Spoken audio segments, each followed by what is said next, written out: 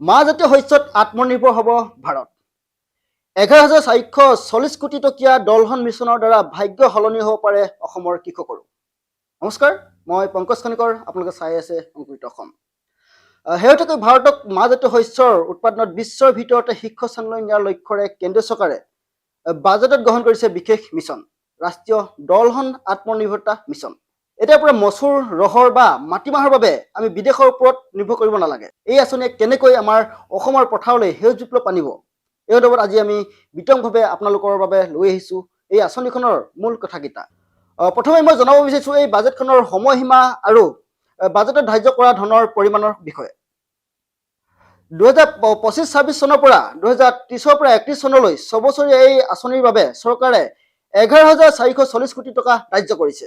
আৰু এই আঁচনিখনৰ মূল লক্ষ্য হৈছে 2031 চনৰ ভিতৰত দেশৰ মাজতে শস্যৰ উৎপাদনত 350 লাখ টনলৈ বৃদ্ধি কৰিব ইয়াৰ উৎপাদন। লগতে তেওঁলোকে এটা খুব ডাঙৰ এটা গুৰুত্বপূৰ্ণ সিদ্ধান্ত গ্ৰহণ কৰিছে যে কৃষকৰ পথাৰত যি মাটিমাহ বা মচুৰ মাহ উৎপাদন হ'ব, সেয়া পৰৱৰ্তী 4 বছৰৰ বাবে কৃষকৰ পৰা 100% উৎপাদিত মাজতে শস্য ন্যূনতম সমৰ্থন মূল্য বিশেষ চমুকৈ MSPত আপোনালোকৰ পৰা চৰকাৰে ক্ৰয় কৰাৰ তেওঁলোকে গ্যাৰাণ্টি দিছে। আৰু আপোনালোকে যিমান উৎপাদন কৰিব তাৰ গোটেইখিনি তেওঁলোকে আমাৰ চৰকাৰে MSPত, আমাৰ MSPত যেনেকৈ ধান ক্ৰয় কৰা হয়, এতিয়া যেনেকৈ সৰিয়হ ক্ৰয় কৰা হৈছে, তেনেকৈ গোটেইখিনি ক্ৰয় কৰিব। আৰু আপোনালোকে তাৰ বাবে গ্ৰাহক নাপাম বা বেপাৰী নাপাম বুলি চিন্তা কৰিব লগা কোনো কথা নাই। আৰু গোটেইটা উৎপাদন গোটেইখিনি যিহেতু তেওঁলোকে সঠিক মূল্যত ক্ৰয় কৰিব।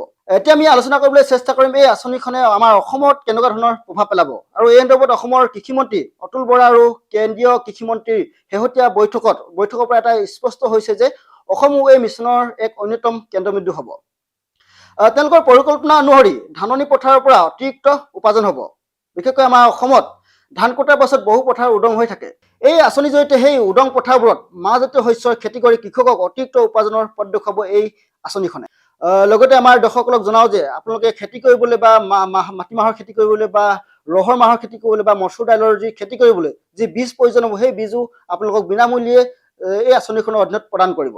খুব দূৰদৰ্শী চিন্তাৰে এই আঁচনিখন গ্ৰহণ কৰিছে। আৰু মাটিমাহৰ এতিয়া মাটিমাহ উৎপাদন হ'ল বা অকল বিদেশলৈ বা ৰপ্তানি কৰিলে বা কিনিলেই নহ'ব, তাৰ কাৰণে কিছুমান আমাক ইয়াৰ অসমতে ইয়াক যি মিল প্ৰয়োজন হ'ব, এইবিলাক কুটাবৰ কাৰণে এই কথা প্ৰতি লক্ষ্য ৰাখি এই মিছনৰ অধীনত অসমত কেইবাটাও মাজতে শস্যৰ প্ৰক্ৰিয়াকৰণ গোট বা ডাইল মিল স্থাপন কৰিব। আৰু ইয়াৰ বাবে চৰকাৰে 25 লাখ টকা পৰ্যন্ত ৰাজসাহায্য আগবঢ়াব। আৰু যিসকল উদ্যোগী আছে তেওঁলোকেও এই ক্ষেত্ৰত আগভাগ ল'ব পাৰিব। লগতে আৰু এটা কথা তেওঁলোকে পৰিকল্পনাত অন্তৰ্ভুক্ত কৰিছে যে মাজতে শস্যই মাটিত নাইট্ৰজেনৰ পৰিমাণ বৃদ্ধি কৰে, যাৰ ফলত অসমৰ মাটি অধিক সাৰুৱা হ'ব আৰু অধিক উৎপাদনশীল হ'ব আমাৰ পথাৰসমূহ। আৰু আমাৰ ৰাসায়নিক সাৰৰ নামত যি টকা খৰচ হয় সেয়া কমিব। আৰু এটা কথা এইখিনিতে আমি আমাৰ দৰ্শকসকলক জনাবই লাগিব যে তেওঁলোকে বীজ দিব, তেওঁলোকে আপোনালোকৰ বীজ যি উৎপাদন হ'ব সেয়া তেওঁলোকে ক্ৰয় কৰিব। কেৱল সেয়াই নহয়, আৰু তেওঁলোকে যি আপোনালোকে এতিয়া হাল বাবলৈ কিছুমান প্ৰযুক্তি হাল বাবলৈ কিছুমান ট্ৰেক্টৰ লাগিব বা কিছুমান পাৱাৰ টিলাৰ লাগিব বা তাত স্প্ৰে কৰিবলৈ কিছুমান মেচিন লাগিব বা সাৰ প্ৰয়োগ কৰিবলৈ কিছুমান মেচিন লাগিব।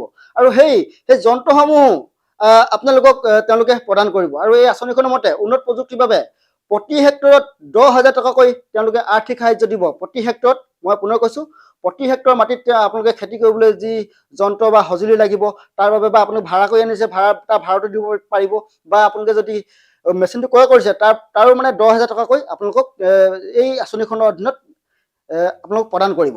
ইতিমধ্যে আপোনালোকে গম পাইছে, আমি বজাৰৰ কথা ক'লোঁ। বজাৰত তেওঁলোকে যি ন্যূনতম সমৰ্থন মূল্য সকলোখিনি আপোনালোকে উৎপাদিত পথাৰৰ যি মাহ জাতীয় শস্যখিনি ক্ৰয় কৰিব। আৰু তদুপৰি NFED আৰু NCCF-ৰ দৰে সংস্থাৰ জৰিয়তে পোনপটীয়াকৈ কৃষকৰ পৰা শস্য ক্ৰয় কৰাও হ'ব বুলি তেওঁলোকে জানিব দিছে। আৰু যাৰ ফলত মধ্যভোগীৰ যি দপদপনি নোহোৱা হ'ব। আৰু সেইটো এটা খুব ডাঙৰ কথা। আমাৰ এতিয়া আমি খেতি কৰিলে আমি সঠিক মূল্য নাপাওঁ। আমি যদি 20 টকা দিছোঁ, মধ্যভোগীয়ে নি তাক গৈ 40 টকাত বিক্ৰী কৰে। গতিকে সেই সমস্যাটো নহ'ব। আমি যদি 30 টকা পাব লাগে 30 টকাই পাম। আমি যদি 40 টকা যদি প্ৰতি কেজিত পাব লাগে 40 টকাই পাম। আমি 20 টকা পোৱাৰ পৰা আমি ৰেহাই পাম। যিহেতু NFED আৰু NCCF-ৰ দৰে সংস্থাসমূহে পোনপটীয়াকৈ আপোনালোকৰ পৰা এই শস্যসমূহ ক্ৰয় কৰিব। আনফালে আমাৰ সংস্থাপনৰো সৃষ্টি হ'ব। গাঁও অঞ্চলত দাইলৰ মিল আৰু পেকেজিং ইউনিট স্থাপনৰ ফলত থলুৱা যুৱক যুৱতীৰ বাবে কৰ্মসংস্থাপনৰ সৃষ্টি হ'ব।